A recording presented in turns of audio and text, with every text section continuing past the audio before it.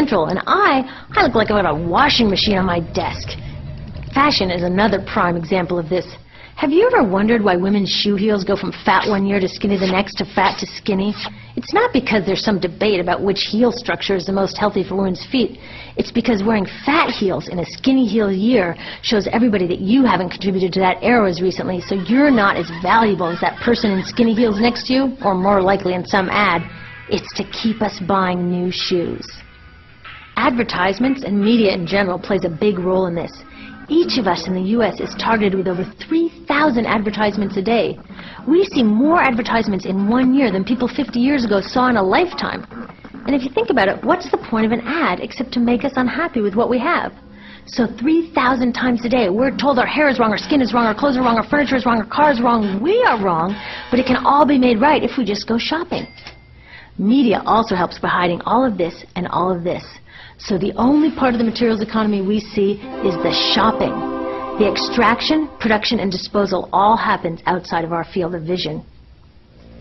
So in the U.S., we have more stuff than ever before, but polls show that our national happiness is actually declining.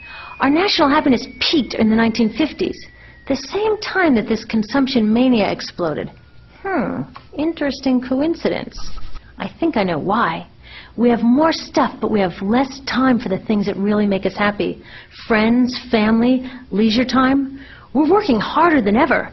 Some analysts say we have less leisure time than any time since feudal society. And do you know what the two main activities are that we do with the scant leisure time we have? Watch TV and shop. In the U.S., we spend 3 to 4 times as many hours shopping as our counterparts in Europe do. So we're in this ridiculous situation where we go to work, maybe 2 jobs even, and we come home and we're exhausted, so we plop down on our new couch and watch TV, and the commercials tell us you suck, so you got to go to the mall to buy something to feel better, and then you got to go to work more to pay for the stuff you just bought, so you come home and you're more tired, so you sit down and you watch more TV, and it tells you to go to the mall again, and we're on this crazy work, watch, spend treadmill, and we could just stop. So in the end, what happens to all the stuff we buy anyway? At this rate of consumption, it can't fit into our houses, even though the average house size has doubled in this country since the 1970s. It all goes out in the garbage. And that brings us to disposal. This is the part of the materials economy we all know the most because we have to haul the junk out to the curb ourselves. Each of us in the United States makes 4.5 pounds of garbage a day. That's twice what we each made 30 years ago. All of this garbage either gets dumped in a landfill, which is just a big hole in the ground, or if you're really unlucky, first it's burned in an incinerator and then dumped in the landfill. Either way, they both pollute the air, land, water, and don't forget, change the climate. Incineration is really bad. Remember those toxics back in the production stage? Well, burning the garbage releases the toxics up into the air. Even worse, it makes new super toxics, like dioxin. Dioxin is the most toxic man-made substance known to science, and incinerators are the #1 dioxin. That means that we could stop the #1 source of the most toxic man-made substance known just by stopping burning the trash. We could stop it today. Now, some companies don't want to deal with building landfills and incinerators here, so they just export the disposal too. What about recycling? Does recycling help? Yes, recycling helps. Recycling reduces the garbage at this end, and it reduces the pressure to mine and harvest new stuff at this end. Yes, yes, yes, we should all recycle, but recycling is not enough. Recycling will never be enough for a couple reasons. First, the waste coming out of our houses is just the tip of the iceberg. For every 1 garbage can of waste you put out on the curb, 70 garbage cans of waste were made upstream just to make the junk in that 1 garbage can you put out on the curb.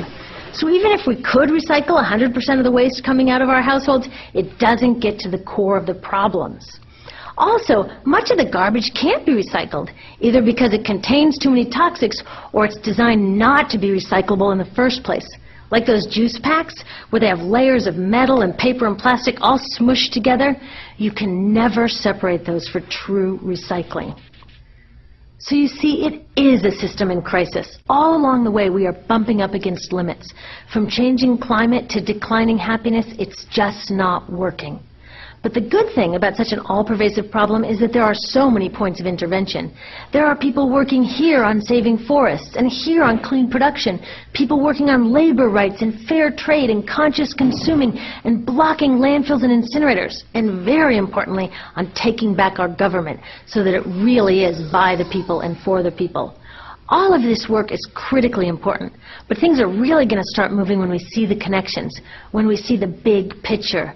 When people along the system get united, we can reclaim and transform this linear system into something new, a system that doesn't waste resources or people.